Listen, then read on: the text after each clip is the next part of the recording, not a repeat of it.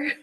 I was thinking it's New Year's somewhere, just not here. Well, actually, I just talked to my son and his wife in Australia, and it's New Year's there already.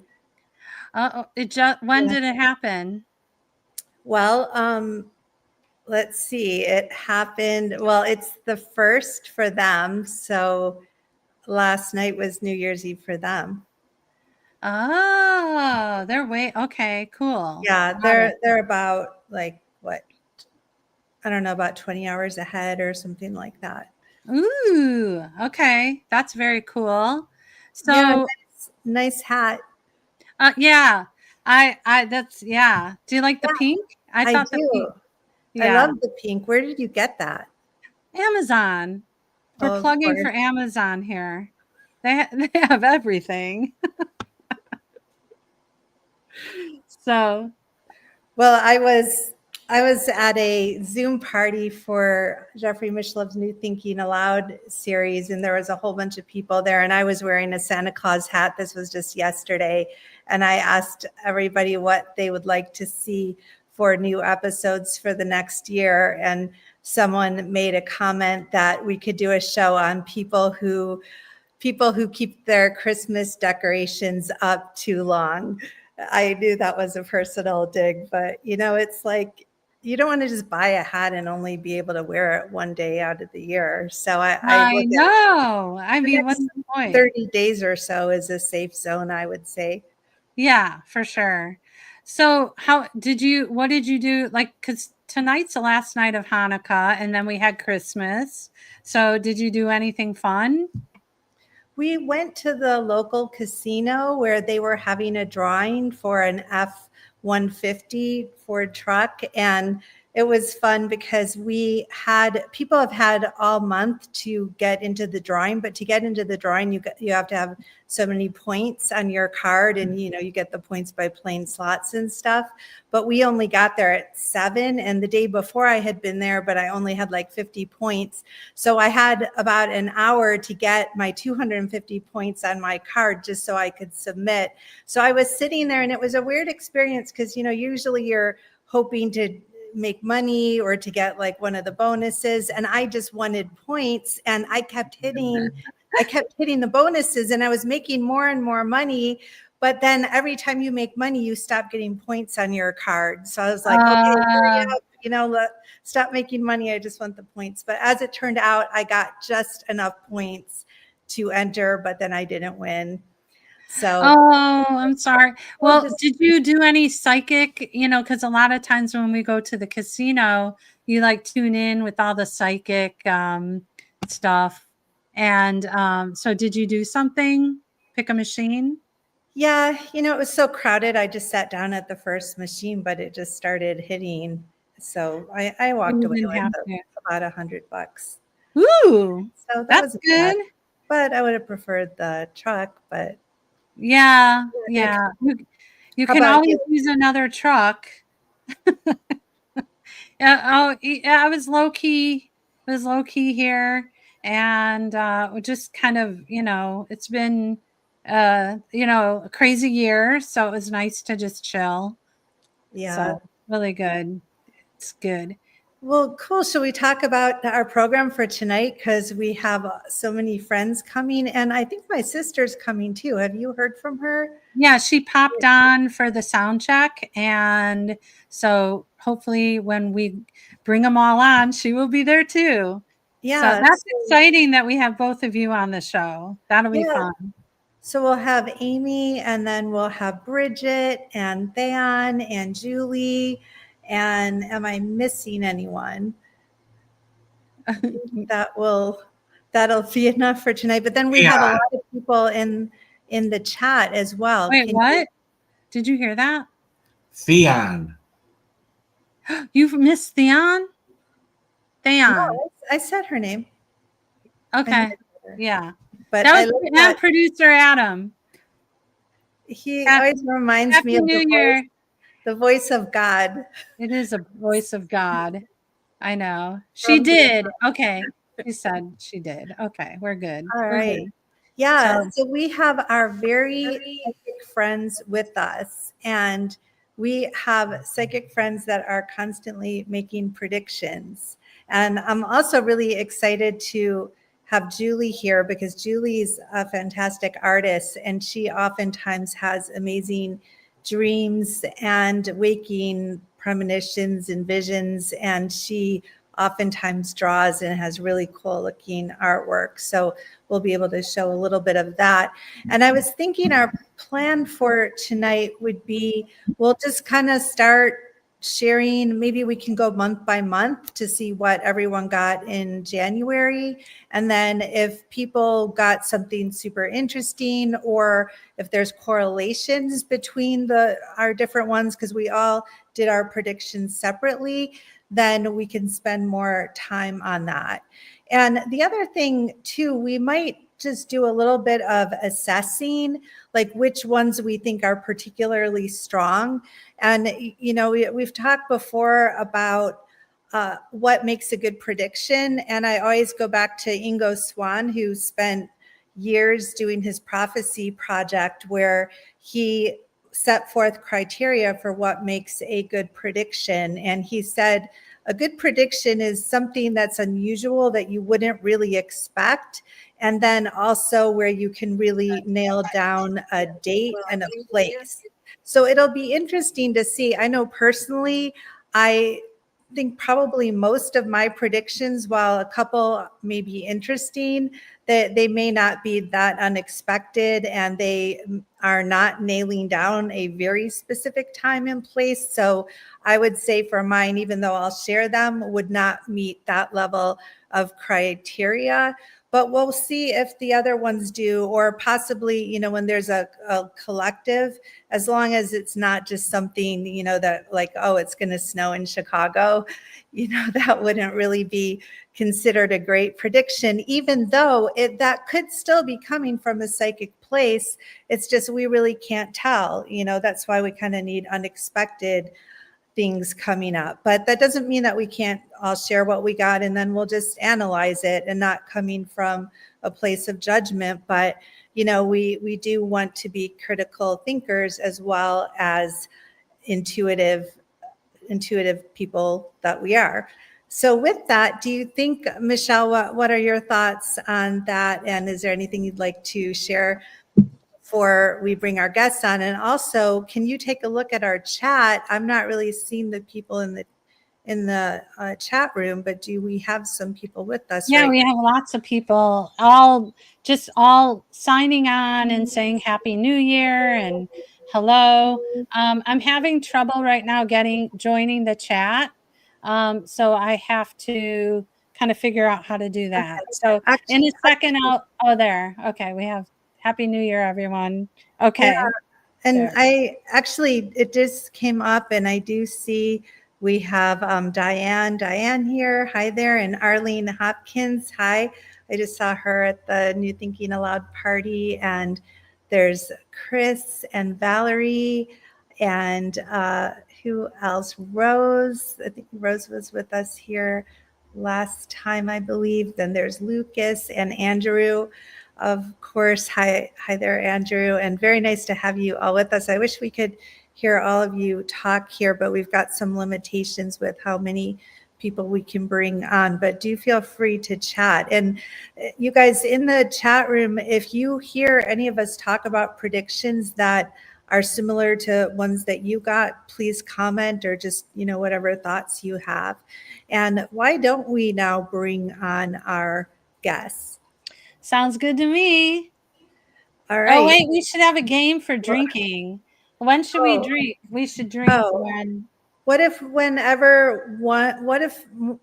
two or more people get the same or similar prediction, then we'll drink? We'll take a drink to that. 2 or more. Do you think we'll have a lot of that? Because I mean, if more than one person has the same prediction, so at least 2 people have the same prediction, then we'll take a drink. And if 3 people have the same prediction, then we'll take 3 drinks. Well, I hope you're not so thirsty. I only have this one little bottle of wine, though, so we do have some limitations. I could I'm sure I could find something else here, maybe whiskey. Oh my God. Well, I'd prefer not, Super but shocked. if I'm forced to, I'm not going to. I'm forced to. No. I love that. Okay, Okay. let's bring on those cute, beautiful ladies. There's Julie. There's Bridget. There's Amy. There's the Statue of And Liberty. Theon. Where's Theon? I think she popped off.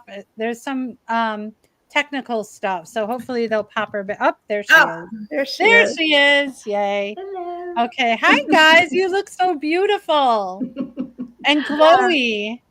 Very nice tiers there. We did not plan this either, other than to just say bring some hats, but we all look like princesses We do. with Santa We Claus. do. And I'm an And the owl. Statue of Liberty. All right. Oh, that's a riot. Somebody wrote, "Oh my God, there are two Debras." Oh my gosh. Now we're starting with the twin jokes. There are two Amy's. Oh my Yep. gosh. There we go. It is, yeah. I know for people that aren't used to it, that, oh, right. Someone said to drink. We should drink. Yeah, because there's yeah, two. There's There's two. two. Okay. Drink. Okay. That warrants a drink. All right. Let's get down to serious business here. What are you doing? Oh my gosh, you didn't even bother getting a glass. What's It's that? that kind of year. Oh my God. She's just swinging the whole bottle. Oh Is that Andre? As a matter of fact, it It is. is. I can tell a bottle. I love how you have no Andre shame. from- I love how you have no Houseway. shame. No shame. She's just like, She's all class. oh. I love it. It runs in the family. Oh, here we go. I would say Oh, my wow. bottle of wine cost at least $5.99 instead of $3.99. And it wasn't even on sale. All right. So let's not digress here. We are now Why? going to put our psychic hats on. And so let's talk about January. Did you all go month by month, or at least attempt to kind of go through the year? Yeah. I didn't know we were supposed to do that. We didn't really, that this is precognitions or retro causations. So you didn't get instructions up front, you're getting them now. So your instructions after the fact is wear your tiara and go month by month. But we'll just try to, and if you didn't try to go month by month, just kind of think back to what you got over the months, and we'll try to have a little bit of format here. But Check the comment. Firehouse, I predict a serious headache for Amy.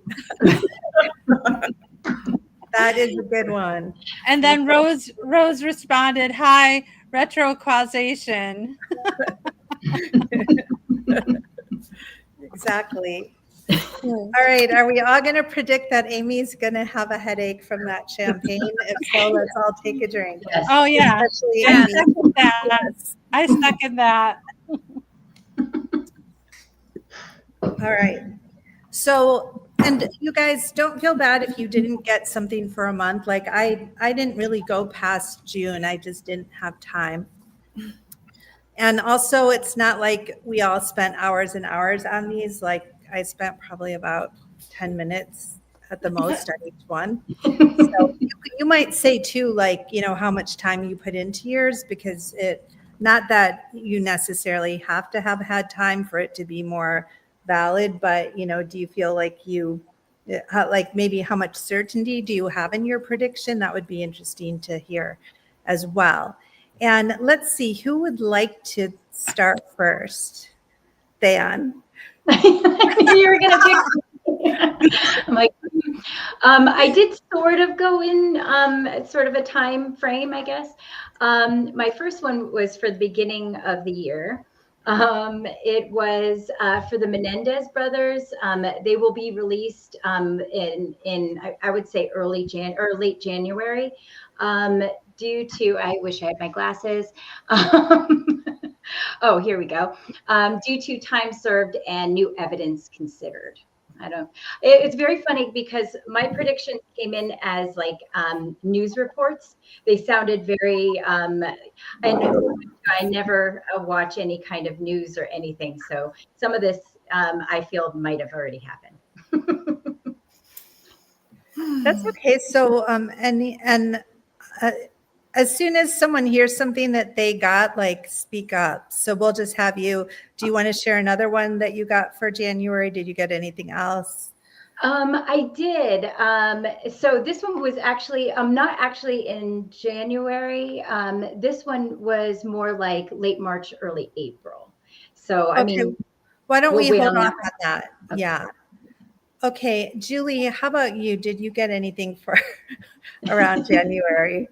Politics are going to just absolutely suck. That's what I got. I know that does not meet your prediction. It doesn't meet your prediction criteria there, but yeah, I have some interesting downloads recently that I think are going to lend into January. And I hate to say it, and I'm the one who gets all the dark stuff. But the United States will be going to war, but I don't know that it's January, but I definitely feel that it's coming soon. And also, this is new, and this is to keep your eyes on the Baltic Sea and seabed warfare. So I had some little puzzle pieces that came together from past downloads about this that involved the death of Jimmy Carter, and he just died.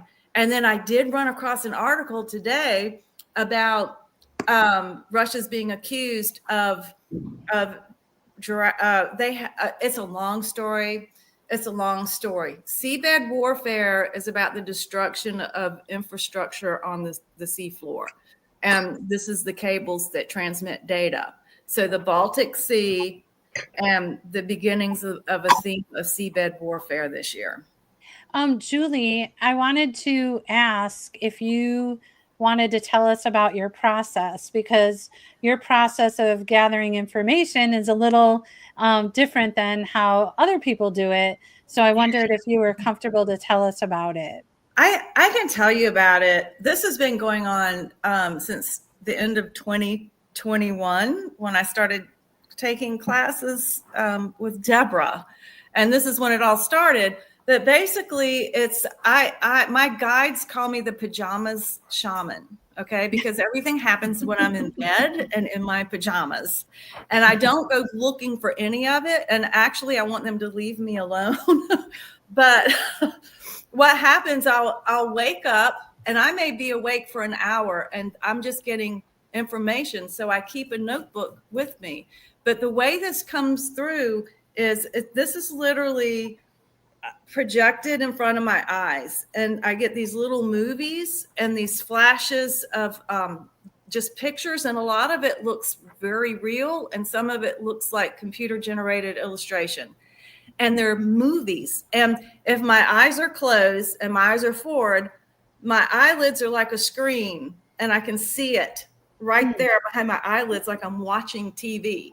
And if I open my eyes, I can see it out here. It's very objective, and it gets frustrating because some of it's neat, some of it's interesting, and voices will come with it. They'll tell me things that go with it, but most of the time I don't know what it means until something happens, and then I can put two and two together. So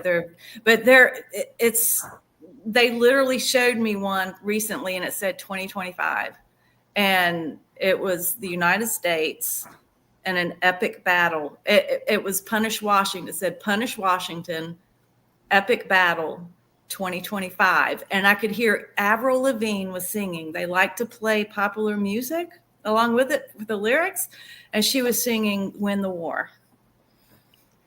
Wow. And and I'll just confirm that when some of us either do readings for Julie, or we stay like in an Airbnb and room next to her, like Yes. we start getting the same activity like for a day or two after, and then getting like confirmation in our readings like before she's like told us the details. So that's why we're like, wow, there shit. I hope you don't mind me saying this. We call her kind of like the walking haunted house. It's absolutely true, and it is never ending. And I'm surprised that I'm so psychologically healthy. Yeah. Well, I will say, I'm glad you added that.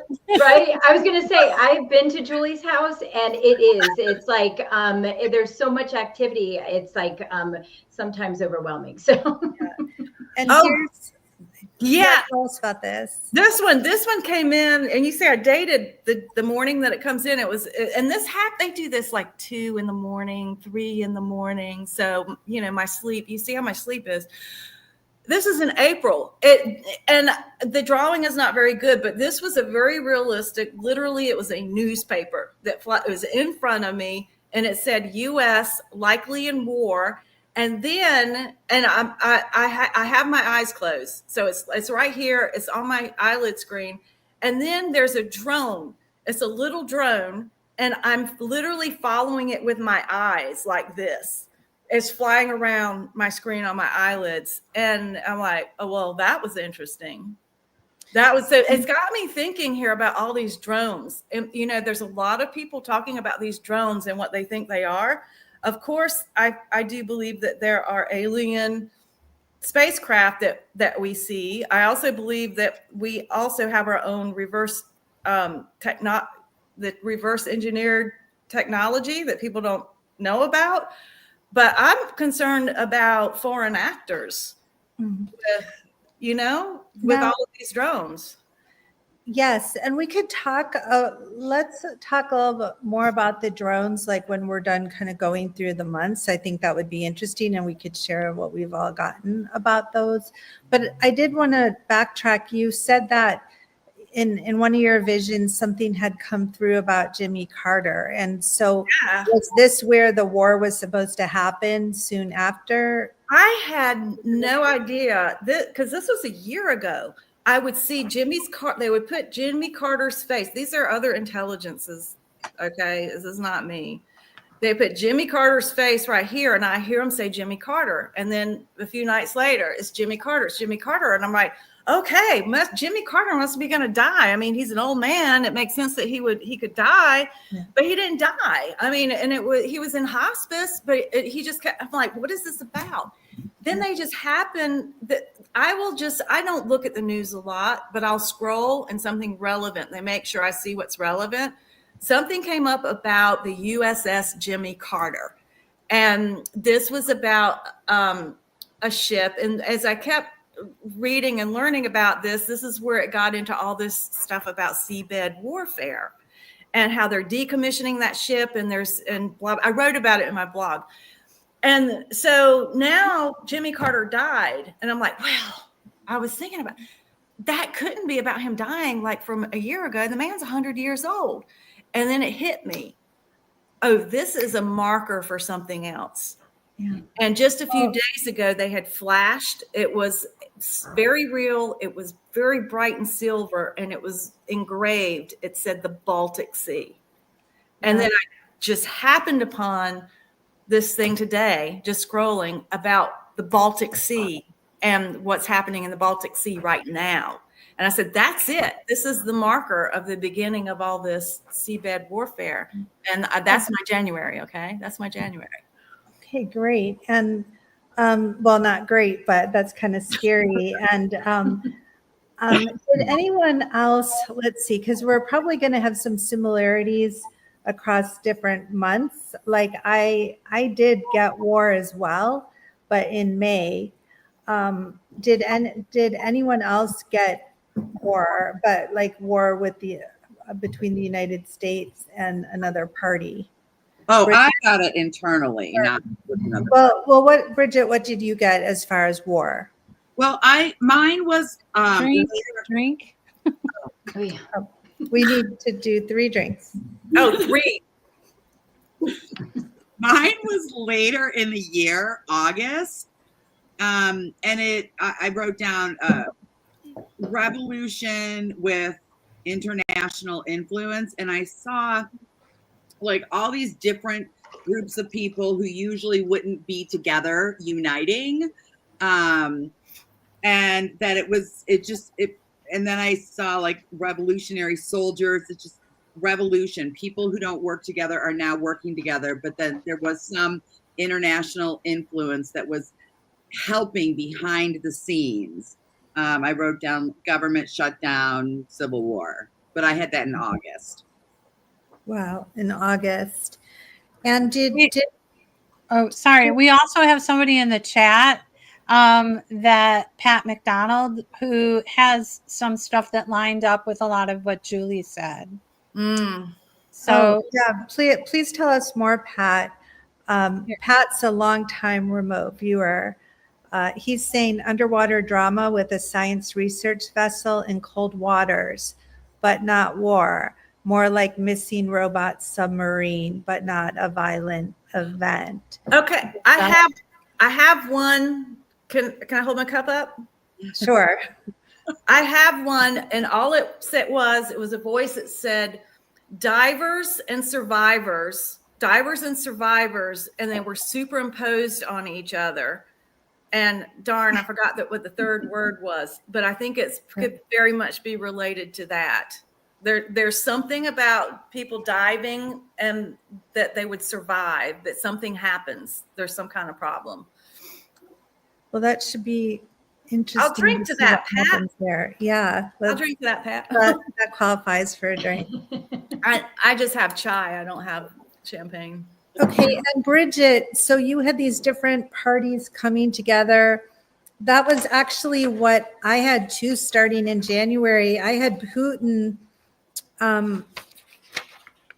don't know if you could see like Putin and these other guys that he's not usually that aligned with, but I saw like a picture of him and like 4 or 5 people that he's getting into alignment with. And this is going to lead to some kind of war. Yeah, and people are going to be very frightened, unfortunately. Did anybody else here get anything like that, like citizens being like just really scared in our country? Yeah. Well, I did try not to touch on that because I felt like it's something, especially knowing Julie, I've kind of prepared myself for such a event to happen, but but it's interesting because I try not to focus too much on it on mine, but I did get but it actually comes in late March or early April, but there's like a few things that sort of happen during that time where I'm seeing sort of like there's going to be heavy foreign tax, like tariffs or something like that, that are really going to affect. Let me just read it out. I wish I had my glasses, but where is it? Beauty before sight. I know. Exactly. Yeah, so you look good. Right, exactly. I'm just going to make stuff up. No, but we'll start to put pressure on U.S. economy and the stock market, which may lead to like a sort of like just a across the board hike. But it does really strongly go to sort of with the war, that there, but it's funny because I was seeing like tax with the UK. They're going to put some sort of heavy tax is what I'm seeing. And again, I don't watch the news so much, so I don't know what that means. And so you saw that like around April or so. Yes, along with the anomaly. Yeah. Oh, now, you want me to say that? Yeah. Oh, yes, go ahead. Oh, not yet. Oh, Let's hold off okay. on that for just a little bit here. Okay. So still with January and February. Now I kept getting this thing in January that no one's going to know who's in charge. Like voices kept saying, we don't know who's in charge. So I was assuming that might have to do with the change of presidents or the change of parties, and maybe some chaos there. But that seemed to be like a prevailing theme for January. And did anyone else get anything about politics in January? Can I raise my cup? Sure, yes. I don't want to talk too much.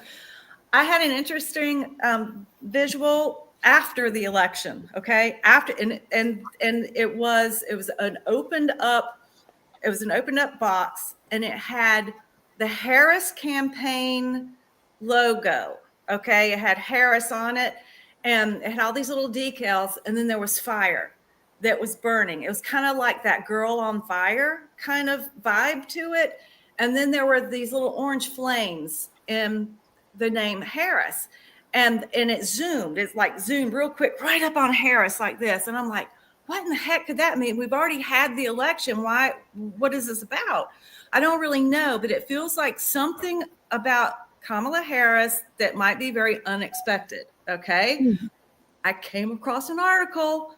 Did you know that I don't think they're going to do it. I really don't believe they're going to do it. But the Democrats, because it has been shown hands down that Trump committed insurrection against the Constitution, if the Democrats vote 20% in both houses, they could literally block Trump from entering the office.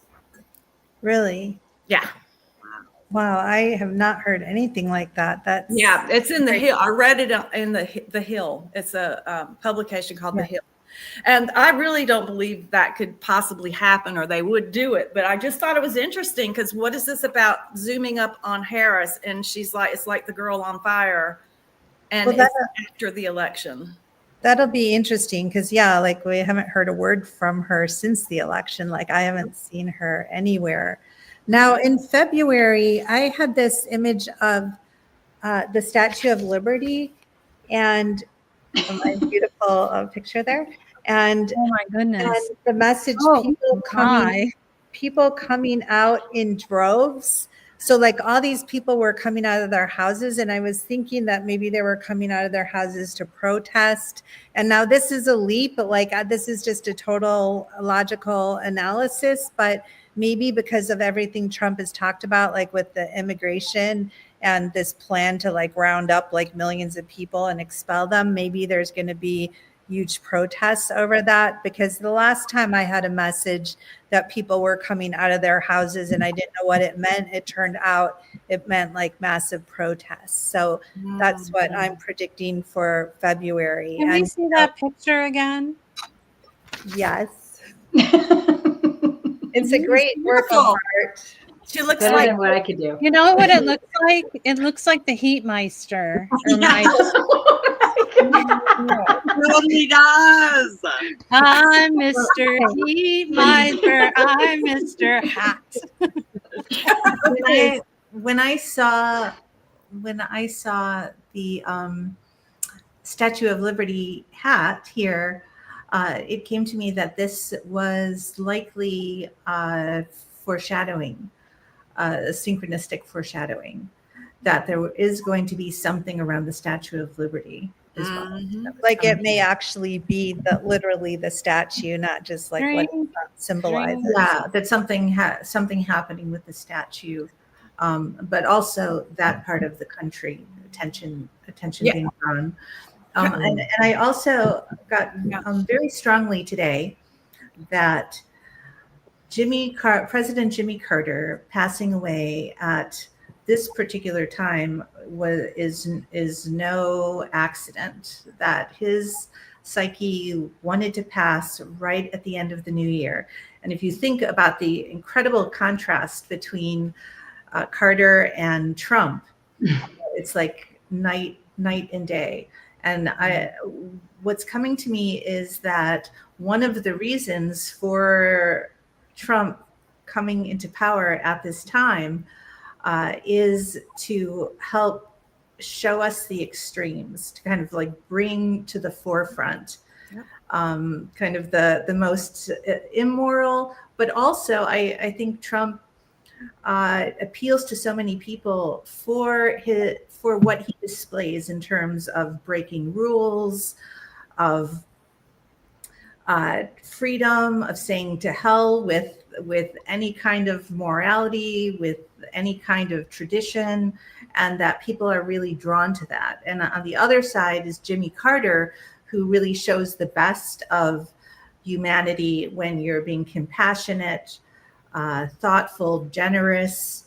And so I think that he is providing the other extreme, and we're going to really have the tension of the opposites. So I see 2025 as being an extremely intense year, like the best of times and the worst of times. But that there's this energy of both the wildness, but also more than ever, people taking Jimmy Carter's example and bringing the best of themselves to the world. I think we're going to see philanthropy, volunteerism, ways that we have never seen before. So it's going to be very fiery, very explosive, very wild, and crazy. And at the same time, I think we're going to see examples of greatness that we have rarely seen in our lifetime. Well, that is very encouraging. Thank you for sharing that.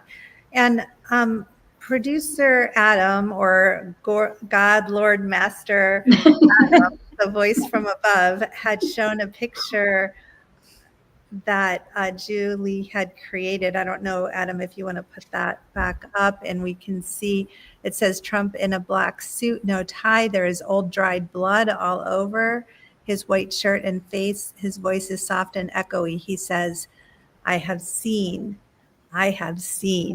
His hands are in a position of holding a rope. Wow, Julie, what was your interpretation of that? It was, I don't know. My interpretation of that, it was very creepy. And the way his voice sounded was very creepy, that when he's in office or at some point of coming into office, that he's going to have an experience that is like life-changing for him. Wow. And unfortunately, I think the dried blood is probably symbolic.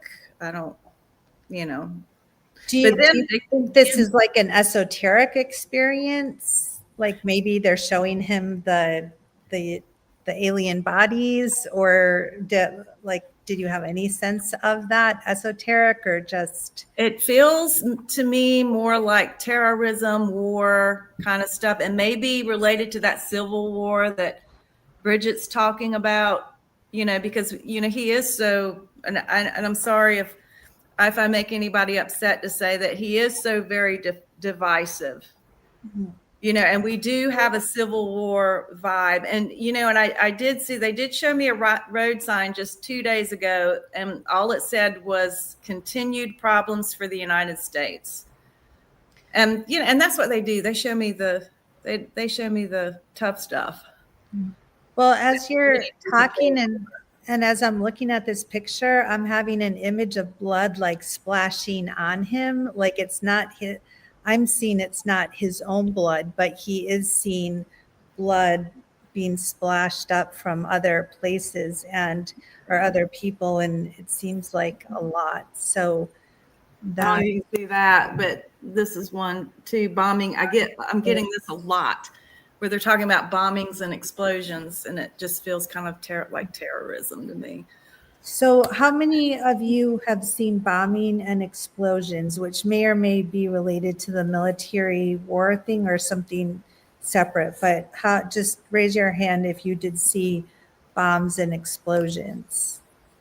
Anybody else? Okay, maybe not so much. I was getting about the Ukraine war, that, like you shared, Putin is joining forces with several other leaders, and is going to try, one last surge to try to win Ukraine. It's not going to work, and I get that by autumn he is going to be looking for an exit from Ukraine. So I'm getting that by this time next year, the war will almost be over, That would be nice. because Look he cannot win. He'll be, something's going to happen, but it may get worse before it gets better. But he'll see he can't win.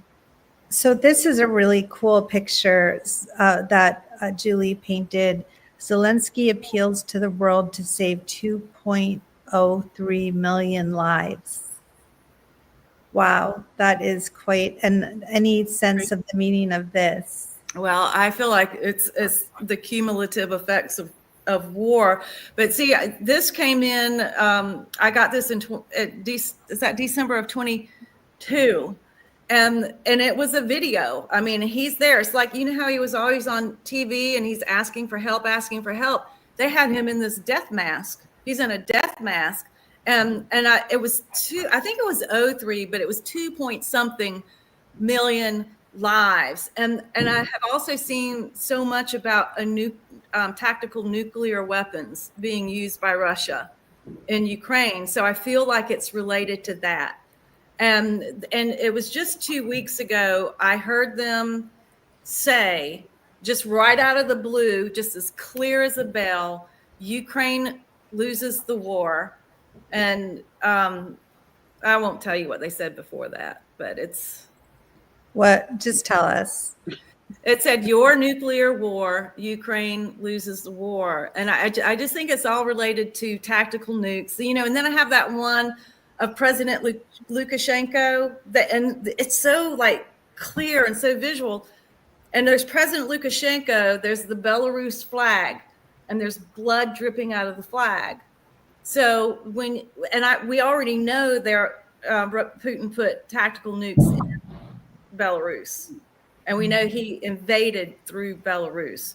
So when you're talking about these other actors, what I've seen, these other actors are Lukashenko and there it is, Belarus, and it's North Korea, but the big one is Iran. And when I see the United States in war, what they're showing me is Iran and Russia. Yeah, and I'm getting a sense that all of this is really going to come down around April or so.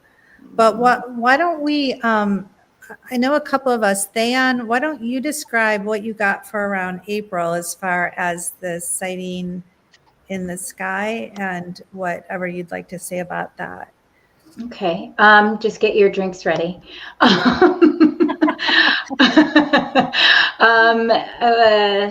Yeah, that's a lot. So I'm just kind of soaking in what Julie was saying. So okay, so I'm seeing a major anomalous event in the sky, which feels like solar flares at first. When I was viewing it, it was like raining from the sky, and but it may be a more purposeful event, and I don't know why they use that term in my session, but it felt more purposeful. But the interesting thing about this was that I was feeling intense feelings like I needed to run, but also excitement. So it doesn't necessarily mean that there's going to be, it has to do with the war. It feels like more of a some sort of anomalous event where, yeah. Did you think by anomalous, do you think that it is UAPs, UFOs? Honestly, I do, and I'm not completely clear on all of that. Again, I don't really follow news or anything that's going on, but it definitely felt, let's say, otherworldly event. So, that would make sense that some people were more excited about it and others were terrified. But I don't feel that there is anything, specifically going to happen at that time for people to be running, but there will be some cause for people to either be concerned or excited, because it does feel like a disclosure kind of thing. Yeah. Do you think it's UFO? I do. Yeah. Well, I'll just share. I got something in April about a UAP, and this is my very rough drawing of it. The main characteristic of it is rectangular or cylindrical, rectangular, kind of like a soda can, but more on the rectangle side. And the bottom of it it looks like a giant plug, like a piggy bank with one of those rubber plugs that you take out. And I only just started to work on this here. Let's see if we back up. It's just really a rectangle shape, not too much more than that. And it moves up and down. It can move sideways. It can leave our atmosphere. It's very hot and it can withstand very high temperatures. And it's self-propelled. Like once it gets up there, it keeps going. So it felt like it was something in orbit. And unfortunately, I really didn't get too much of a sense of, I feel like someone is in there, that there is someone in there, and they didn't want to be seen. They were trying to hide, and they seemed like they had pretty small bodies, but I haven't done too much more work than that. So I'm not really satisfied with finding out what this is all about, but this is going to probably be a pretty big deal. And I did feel that when it rises up, it lets out air. So it's somehow working on a mechanism like that, like air is released so it can get up into orbit, and then it can move in some unusual ways, but it's very rectangular. So we have Fire Horse, Me Too, between March and April. Flying object, mountains in background, sunny, cool morning, and a school bus. Yeah. And it was interesting because with any of my, but with any of my predictions, I didn't feel like I was starting to feel panicked, and my hands were sweating, and it felt very strong. So yeah, it's interesting. And you felt that with the April one, like more so than the others. That physical sensation. Yeah. So that shape came to me in a dream yesterday.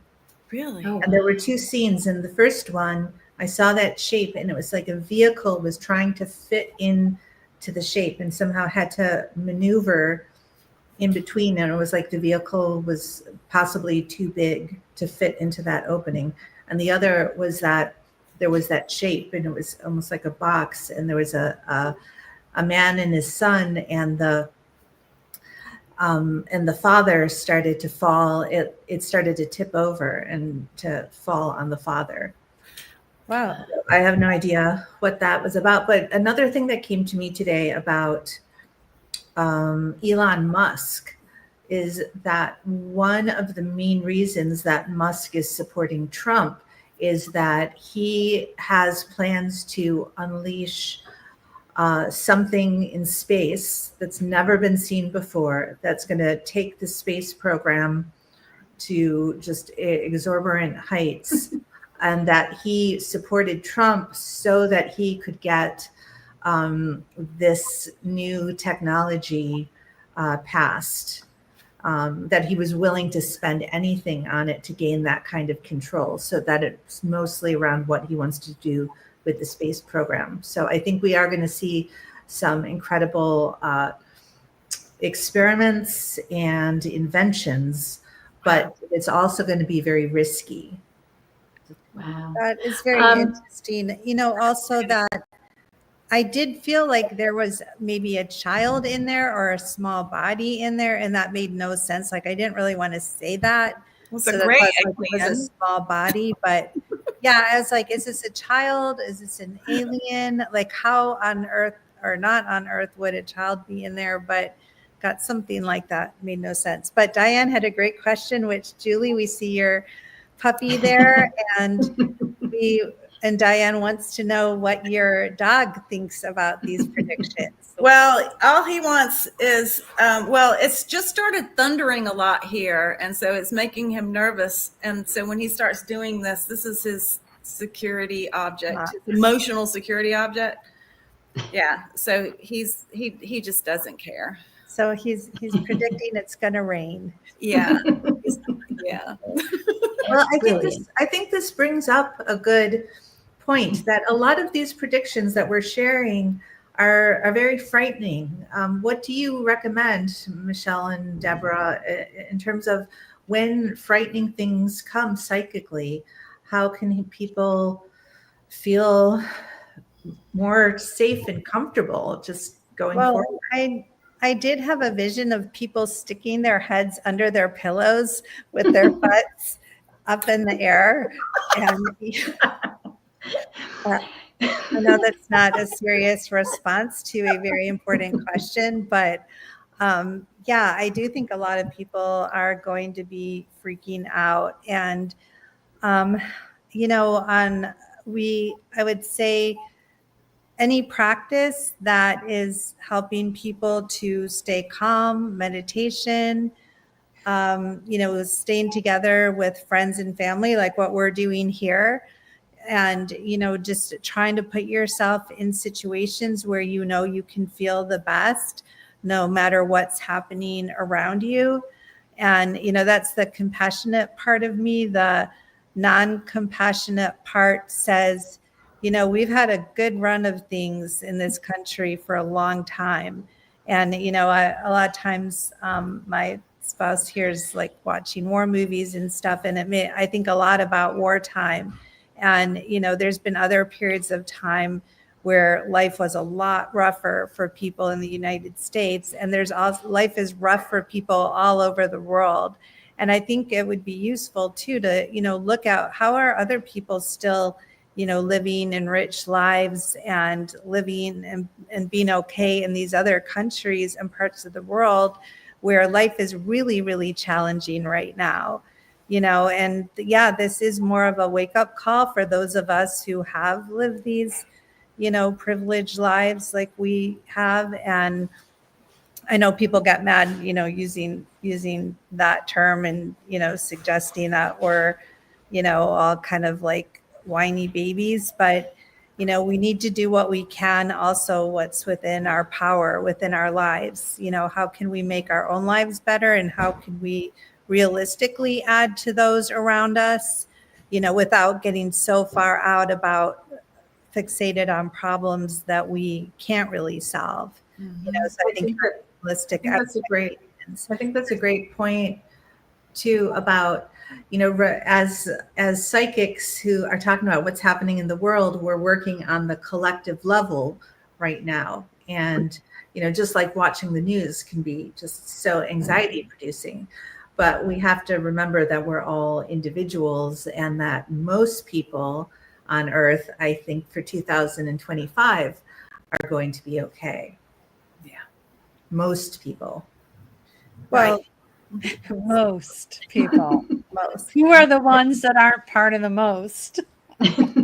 Right. You know, that's the thing. It's so hard to talk about this in global terms, because if we were over, you know, in Israel right now, or Gaza, or, you know, different places in South America or Africa, you know, we'd be having very different conversations. And so, you know, how do people cope and how do they help? And I think like we have to kind of keep it narrow. You know, what's in our power on a minute to minute, hour to hour daily basis of how we can make life better for each other. And if everyone in their smaller communities is trying to make life better for at least what's right around them, then that's a lot of people. That's everyone, you know, adding in a hand where it can be. But, you know, I know a lot of people like who are into metaphysics and the new age concepts, like they just want to stay positive. They don't want to think about any of this. And, you know, a lot of people would say, oh, well, you know, you're making these like scary predictions, like maybe you're causing this stuff because you're not, instead of having a prediction party, you could be having, you know, a manifesting party or, law of attraction party. And, what are you attracting through these conversations? So, I think these are all valid points. And, what do you guys think? Bridget or Michelle, what do you think about this? Like, should we be even giving these types of predictions, or should we only be focused on trying to send out positive vibes? Bridget, you're the guest. You go first. And you're glowing. And you're the Statue of Liberty tonight. So. Well,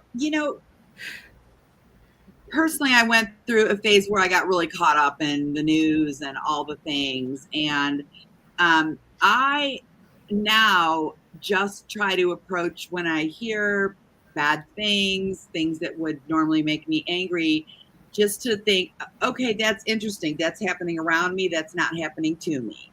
And I just really, as soon as I feel any kind of emotion that comes up towards something like that, I just bring myself back to, oh, okay, just try to be an observer and not a judger of things. Doesn't always work, but it's gotten me a lot further. I like that. Yeah. But then when you say if we all do that, then are we just being apathetic and not making a difference or helping out where help could be had? Yeah, so it doesn't impact actions, it impacts the way I feel internally about something. And so, right, I could still think, see a situation where someone needed help or I needed to contribute to somewhere that could be seen as a dangerous or scary or icky situation. I'll still act on it. It's the emotions that I'm trying to take away from it by being an observer and not like a feeler about it. Yes, that's a very helpful distinction, because when those two are combined, the emotions and, oh, gotta do something or gotta react to everything. And then the emotions are just totally out of control. Those out of control emotions aren't helping ourselves, and they're not helping the other people around us. So first and foremost, like regulating those through our daily practices can help. That makes me think, when I get very emotional about something happening in the world, I'll find a way to channel that energy into action that I can do. So I can't save the world, I can't, eliminate, I can't put out the forest fire, or I can't stop the floods, but I became a photojournalist so that I could go and be an observer and then help inform people about it. And the more information we have about these things, the more we can protect ourselves and others. So I find as soon as there's something happening that causes, a fire within me, I'll get my camera equipment to get my clothes on and jump in the car and go out and report. And through that, I've developed this very creative outlet that I feel like I'm channeling that energy. And I make money from it too. So. And you've also been helping the homeless in Santa Barbara with feeding many homeless people through your temple. Yeah, and it's been amazing. During COVID, at the very start of it, I read an article in a newspaper here in Santa Barbara that said that all of the organizations that had been feeding, clothing, providing showers, all of that to the homeless suddenly stopped because nobody knew how to do it safely. So me and several other people from my Jewish congregation, we said, like, we have to do something. This is when people need us the most. This isn't a time to run from it. So I created the same kind of safety protocols I needed to do to protect myself. And I researched that, trained others. And then we found a way to safely deliver these goods to the homeless. And other people continued with this. And recently we were invited to come back to the park. And now I have a list of 90 people who every month are cooking back in their kitchens. We couldn't do that during COVID. We had to find other ways, but now we're going back to that. And this reminds me of another prediction that I had, was that this year, more than any other since COVID, people are emerging.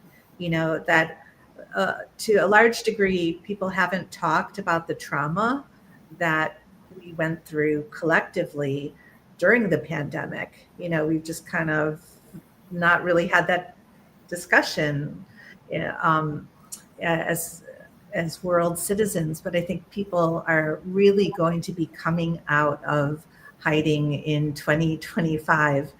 Yeah, in a I way, think- it's going to be a very party atmosphere. I was getting images of the World Fair, so I think 2025 is going to be like really an enormous celebration, and people feeling a new freedom that they haven't felt since 2020. Well, and that's a really good point, and that might go along with my prediction of hearing people are coming out in droves. Again, I wasn't quite sure why they're coming out, but they were pouring out of their houses. And, we talk about like what we may be afraid of in the year ahead, but really we have all as a society been through something extremely traumatizing and life-changing already, and that was COVID. And there is a lot of grief for a lot of people, probably everybody, of what was lost, and also the different fears. I think that most people still have some level of, if we weren't obsessive about, staying away from germs and stuff like that, definitely, everyone is much more having some fear or need for more social distance than they had before, and all the lost time and activities, and just, it's still not quite normal for groups of people to get together a lot. Some people are living like that, but a lot of people I talk to on a daily basis still barely leave their houses. And there's something very, sad and traumatic about that, of life changing in that way. So, on the positive side, we're here. Like, I don't think we would have Zoom and all these programs and meeting like this be so normalized. And it's great that, we can come together like this. But so hopefully we are coming out of that phase, and no matter what's gonna happen, we're gonna have to work together like that. And it looks like God Adam is telling us to drink, because we've got more people are in agreement here. Yes. And then, would anyone else like to share? Let's go further now. Who had predictions for later in the summer or in the fall? Any of you? I had some for June, July. Most of mine actually came in the second half of the year. But when I was thinking about looking into science, I got that in the late June, early July timeframe, the AI disruption is going to like multiply like 100-fold. Like, we all know what AI is. Most of us probably use it to some extent, but that at that time period, it's like we almost can't even imagine using it the way that it's going to be used then. And that is one of the things that is going to contribute to some of the stuff I saw happening later, because hundreds of thousands of jobs now I feel bad saying negative things, may be lost. Well, no, we guilted her. I've been using like ChatGPT and Perplexity now, and I've been going to it like maybe about 25 times a day. Like, I'm becoming totally obsessed with everything it can do. And what I'm seeing it do, like from even a month ago, it's getting so much better and so much faster, and it can handle so many tasks. Like, it's super exciting. But I'm like, if we can see this much of an improvement just even over a few months, and it was just all launched like a year ago, like it doesn't sound like you're that far off. Like it is. And I got something about that too, like just the fact that it can retain memory. Like right now it's not memory. If you log off of whatever you were searching for, a lot of times it's not going to remember that unless you're logged into your account. But but just something being able to have that kind of memory of what people were asking for, or somehow that memory feature is going to be both really exciting but also really dangerous. Yeah, and I also saw it really taking over, although it's difficult now to get a person on the phone when you need help, but I saw AI taking over all those customer service calls. It could probably already do a better job than most of those people, unfortunately, or maybe fortunately. And you can yell at AI and they don't get upset. Doesn't get upset. But have you guys noticed that? Like, if you not yelling at it, it's kind of the opposite. Like, I keep feeling like so appreciative of AI, like everything that it's helping me with, and I want to keep saying thank you, like thank you so much.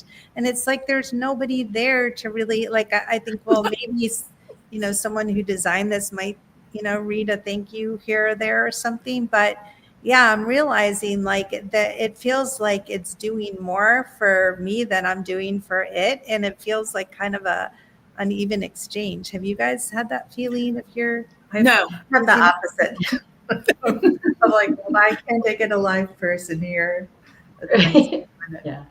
Yeah. I mean, I get that too, and it's interesting because there's always a swing, Bridget, too, and like of course those jobs will be lost, but then what will be gained from that? There will be need for other kinds of ways to support it too. So yeah, there may be a downswing for a bit, but then we always adapt. That's the thing. Yeah.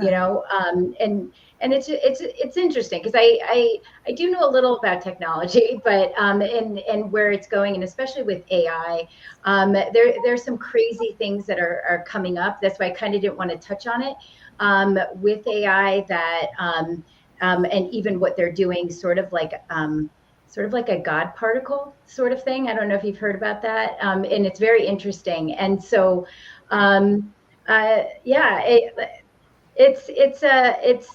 but it happens like that if you really pay attention. Just in technology, it's always something gets lost and then something gets gained. So it kind of goes sort of in a cycle in that way. And can you say more about the God particle aspect? I mean, so I don't know that much about it. All I understand is that there is a sort of like a new sort of like a computer. I want to say chip, and I don't, and it doesn't work like that. But so anyway, they're creating sort of this new technology where it's like eons faster than a regular computer. Right. And so they are now starting to explore different sort of like,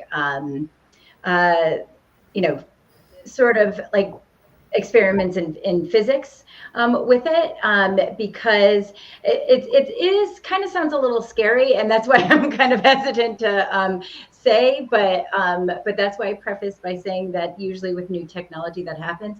Can I add to that? Yeah. I think it's called a quantum computer, and it can do multiple simulations at the same time. So it could take a mathematical formula that could take 100 years to work out on a computer. It could take 5 minutes. So it's incredibly.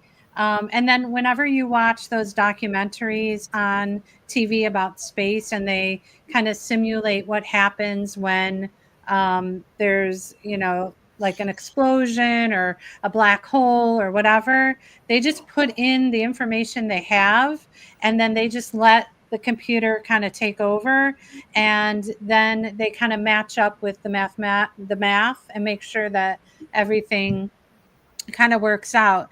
And it's interesting because it's opening up a ton of doors to be looking at things in a whole different way. Like now they talk about the Big Bang Theory. We have to remember that's a theory because we don't have for certain, we don't know for certain if that's how we came to be. There's multi-universe and all that stuff. And, I have a friend that works at CERN's, and I should have him come on and kind of explain to us all this stuff that they're working on. Dark matter and dark energy is another thing that they're also working on. As you're talking, I was getting very, according to my calculations. as you're talking, I got that a very strong practical application of this has to do with prosthetics. And I'm hearing that around this time, the autumn, that there's going to be such breakthroughs. It's going to become a thing of the past that when people lose a limb, that they don't have really like a fully functioning bionic limb. Yeah. And I see that as that would make for breakthroughs this year in particular.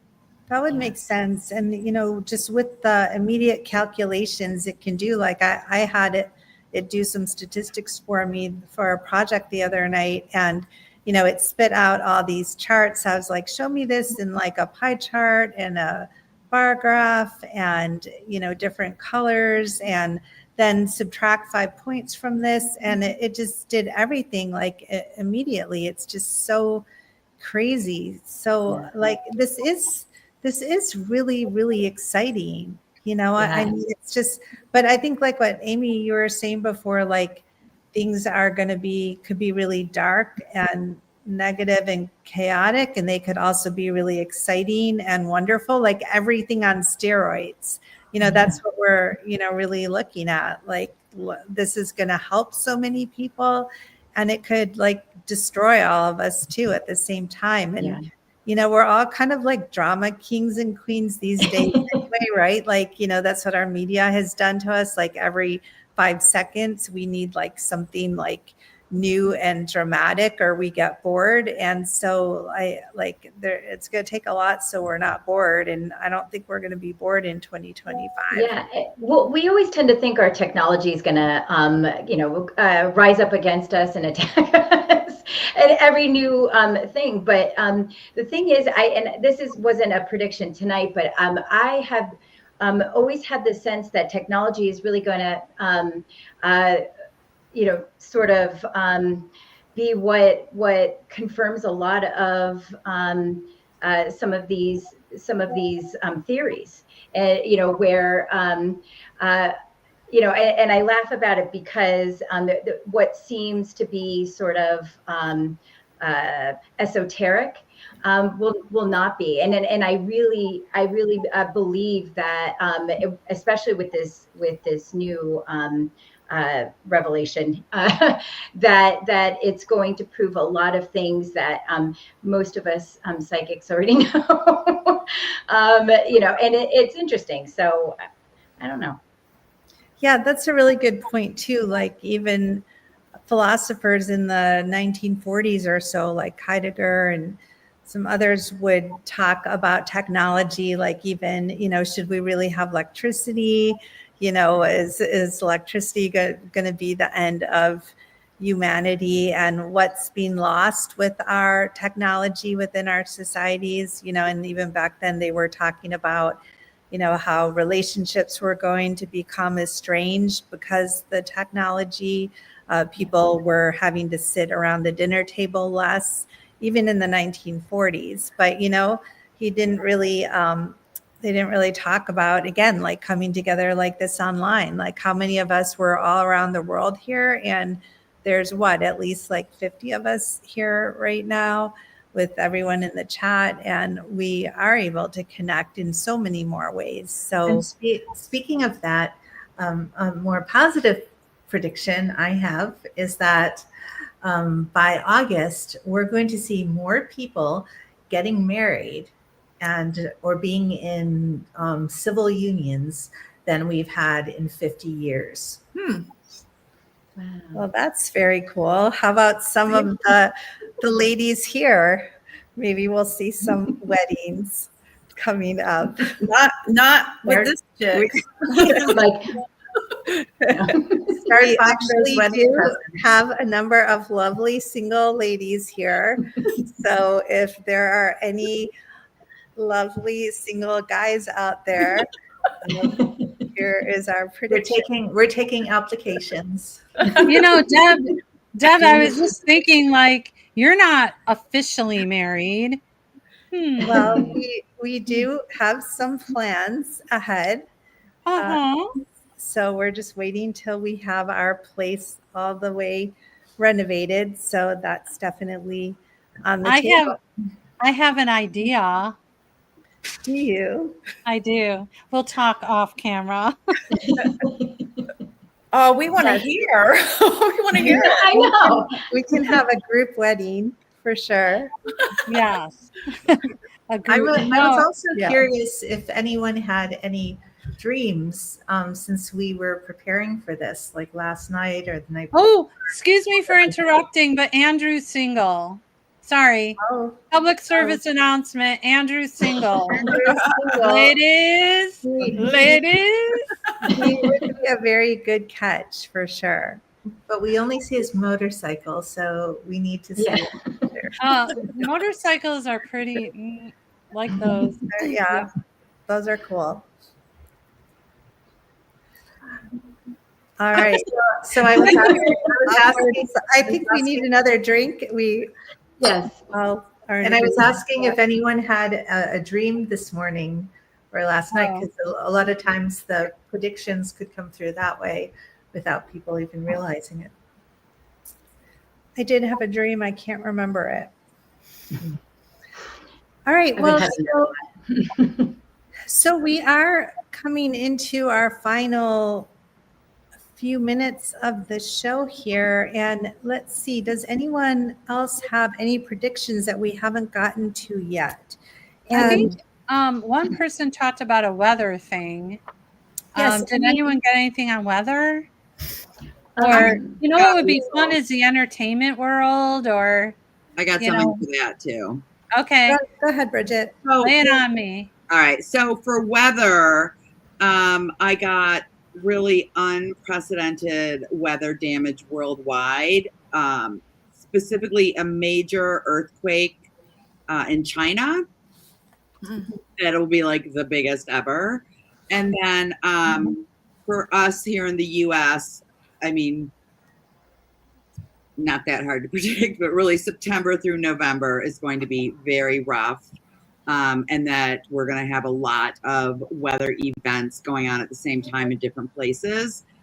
And then for entertainment, the only thing that I got was that sometime like end of February, beginning of March, there is going to be another like revelation like the ones that have been going on now about, you know, Diddy and all that stuff. But it's going to be completely like a complete surprise. I saw that it was a white man and that's going to be the beginning. And then I saw just like little people falling down like dominoes, that it's going to kind of trigger just a bunch of stuff is going to come out about Hollywood.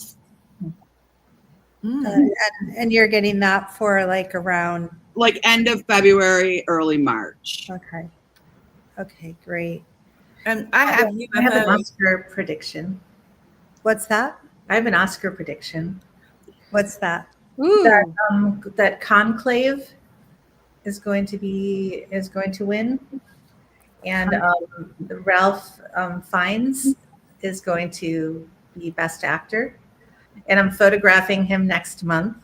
So I'd like to also predict that him and I will be getting married in August. Cheers to that! All right. Well, we're all coming to that wedding for sure. Yeah, so what's going to happen? I was getting that. on the red carpet, so that's exciting. Congratulations in advance on that one. I would love to have him as brother-in-law. And I'm moving in too. And I will move in with you guys to your mansion. There's a nice couch for you in the garage. Oh, that's not nice. So then I also did get that in January, I think it was January, that there was unfortunately going to be like this big shootout in an underground garage with like a guy that's killed a bunch of people, and they're going to be in an underground garage was the the main feature with that. And it looked like paramilitary people like doing a shootout with this one guy, like in basically like a hoodie or something. So that was going to happen in January. But again, you know, as we opened up the show and I was saying, really a strong prediction is one that says, where is it going to be, the exact date. I felt like almost all of mine were pretty vague. So, and that's what happened in the TV show that I was watching in the middle of the night last night called The Lioness. So I wonder too if that imagery came to you because of. Well, I'm pretty sure that like I will not be surprised if that does come to pass. But yeah, so my personal goal for the year with predictions is to get more specific, you know, about exact places and about exact timing. And I really do feel that this is something that we really need to work on, those of us that are making predictions, to be getting more specific. And it may just be a matter of putting in the time and the effort. You know, sometimes something just spontaneously comes to us, or, you know, we quickly tune in. But if this is going to be really useful, you know, because it's not really useful to say, yeah, a bunch of people are going to get shot up in January. That's not very useful at all. What would be useful is saying the time, the place, and what can prevent this, you know, or when it happens, how can people be best prepared to protect themselves? So my hope for myself, that's what I'm setting the bar to get, you know, way more specific. And, you know, I hope that all of us doing that will really try to get more specific as well. I really appreciate, Debra, that you have been encouraging me to be specific and to put more effort. And we're involved. You're running a remote viewing experiment with about 20 people? Mm-hmm. Yes, actually, three of the participants are here out of 20. Well, and I appreciate, you know, that I often get an image and then I stop. I'm like, this is a clear image. It feels right. And it's just laziness, really. Or I'm busy. I procrastinate to the last minute. And yeah, and I have to admit, I'm only spending 2 minutes on it. Like, that's good enough. Instead of, if I give an hour to it, what can I really do? So I appreciate that. Right. And that's, you know, it does get into the question, like, well, because the same with me, like, again, for each month I spent like 10 minutes tops. And so, like, if that's all I'm going to spend, do I even have a right to even, you know, share what I got if I didn't get more? I mean, obviously I did anyway, but the thing that we all come to in doing this work, you know, especially when it comes to remote viewing, is it's a lot of work. This is work. You know, it takes time. It takes a ton of focus. We have to put aside everything else in our lives in the moment and just focus on the task at hand.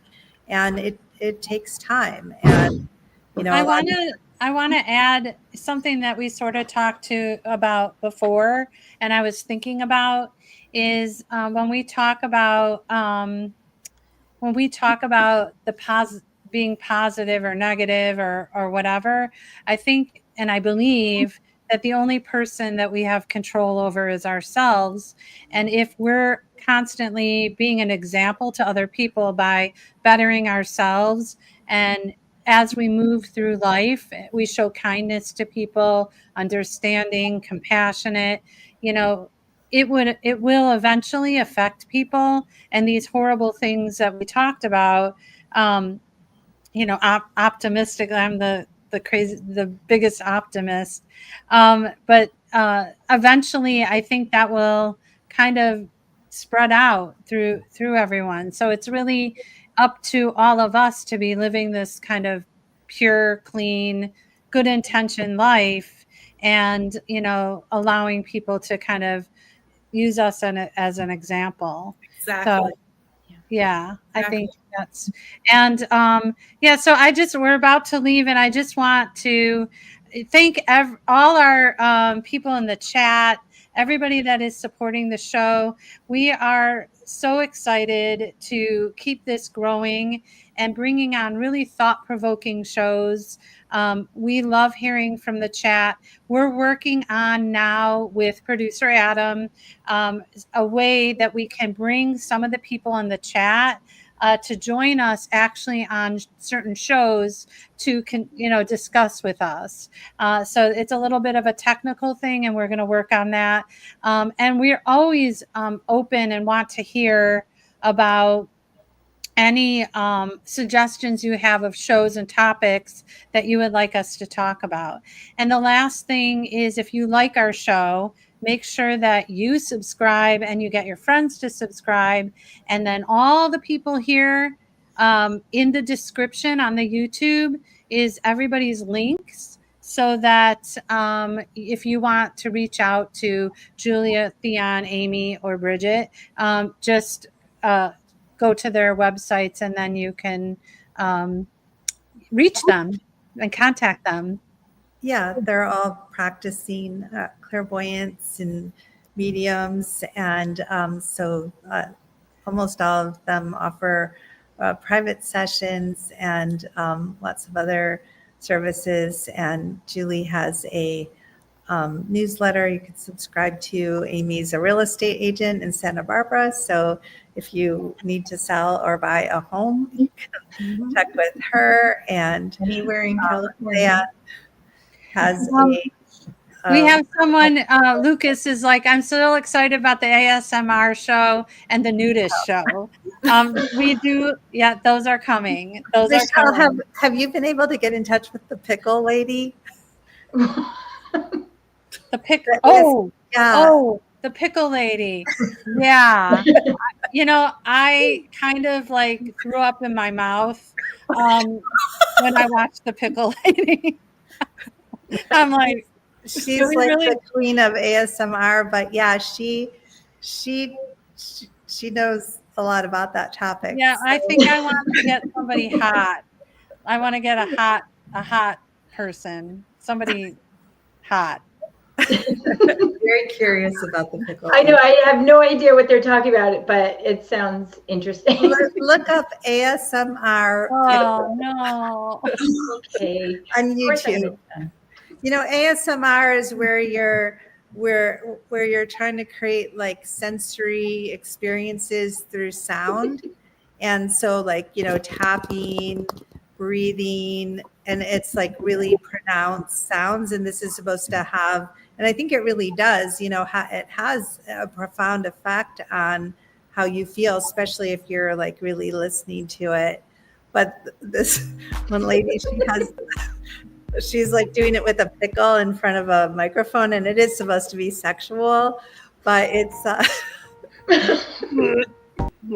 know. it's a little too XXX. You're knocking my head off. So I don't know. Thank you guys all for being here on New Year's. Yay, Happy New Year's, everyone. It's gonna be a good year. It's gonna be a good year. No matter what happens. Thank you, Julie. We're gonna have fun no matter what happens, even if we're the last people standing. The whole world is like, all we have is our computers in front of us. The whole world is destroyed. It's just us here having a final toast. We're gonna do it together. It's all Okay, about let's just say mindset. cheers, everyone. Cheers, 2025. Okay, producer Adam, hit it. Thank you, God, producer Adam. All right. Oh my God, that was so much fun. So we only are we still on, or? Yeah, we're still on. I'm a little depressed. From our predictions. I know. Were we like too like dark and negative? Do you think? Yeah. Let me just be honest. Yeah, we were. Well, it's it fine. can only get better from here. Yes. Right. I mean, we're just going to turn it all around. Just because we predicted doesn't mean it's going to happen. So we're all good. And, I am not really sure about like the U.S. being involved in a war or not. Like there is definitely got a lot of war stuff. But I'm not sure like, how much the U.S. is directly involved in it. Right. Or like, Okay. does it come here or does Yeah. it just go elsewhere? And we have to be So careful of, our biases and, that difference, there's- that there's is a so- legitimate thing to think about when you're making these predictions, is that kind of balance between what you're thinking and what you're actually feeling. So, Yeah, there is so much of that, so much bias can enter into this, because none of us in doing these predictions were blind, and that really is a reason to do targets like this blind. But to do that, like you have to start assigning viewers these tasks like way in advance of the new year, right? Like yeah, maybe that's start true. assigning them tasks like in March or April for the next year, so they don't have any Interesting. idea Yeah. what it is that they're tuning into. And even then, they're going to have their biases, right? Like they see an explosion and they say, oh, it's 9/11, or Yeah. they see tornadoes and they say, oh, it's Kansas. And so Right. we're always, even when viewers are totally blind, just getting a target number, they're still having their assumptions and ideas entering into it. And the work that we're all doing is really looking at how can we get rid of those biases. Raise your glass. Okay. Cheers to the success of the show. And the I love success you.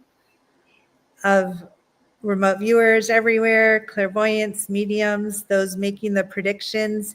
It does take a lot of guts for people to say what they're psychically getting in public. And, some of them are going to pan out and some aren't. And, for you and me, I think like we've been doing this for so long, it's like, okay, who cares? So, we've got a track record of being correct, and we've got a track record of occasionally not being correct, and we're okay with that. But, there's a lot of new people starting off who just the idea of saying something and it turning out to be different, is just like agonizing to them. So, Yeah. So, okay, cool. All right. Cheers. Cheers. Goodbye, Cheers. everyone. Bye, everyone. See you next year. Yeah.